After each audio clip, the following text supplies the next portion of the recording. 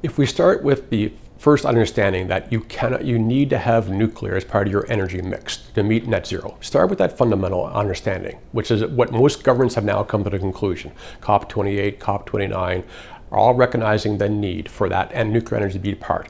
Then you look at what needs to be done. And this is where the governments come into play. And this is where the renaissance really starts from. Once governments start accepting that they need it, they start devising policies and they start devising public opinions and educating public opinions around the need for nuclear and what it can and cannot do. And you have to do that pragmatically.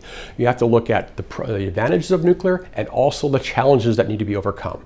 And those challenges are now being recognized as easily to be overcome. Waste management, cost overruns and cost schedules, as well as severe accidents. These are things which have been well understood, well analyzed, and they can be implemented into proper policy decisions, proper programs, and most importantly, proper companies and utilities that know how to operate and run those facilities safely and economically.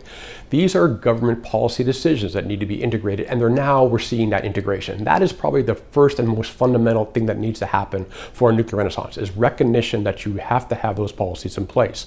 And that is happening in real time around the world in many governments.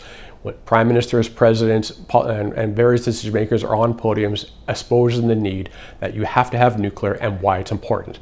That allows an adult, proper conversation to happen on the advantages and challenges of nuclear. Very important. The second has been, over the years, we've learned how to build reactors more safely. We've learned how to integrate lessons learned. And the advancement of advanced reactors and SMRs, which have the potential for accommodating all of those challenges which were existing in the current fleet of reactors, waste management, severe accidents, operations costs, etc., are now being incorporated within the design of those reactors. And we're seeing that in those designs. And that gives us opportunity to not only learn from the lessons of the past, but incorporate those into projects today and create technologies which can be used in more areas, in more ways than we ever thought before.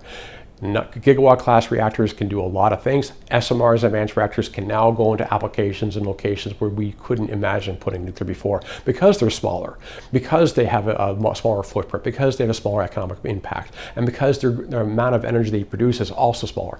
This is leading that additional impetus and dramatics around that. And the most important one is the young people. The youth of today's are not beholden by the burden of the fears of the 70s and 80s, where their parents were afraid of the nuclear holocaust and nuclear weapons and nuclear war.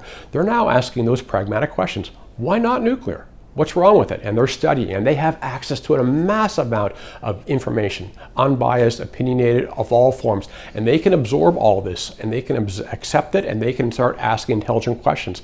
And the question they're asking is, why aren't we considering this more? Why aren't we integrating this? Because in the end, it's the young people that are making the decisions for the future, because it's their future that's being decided.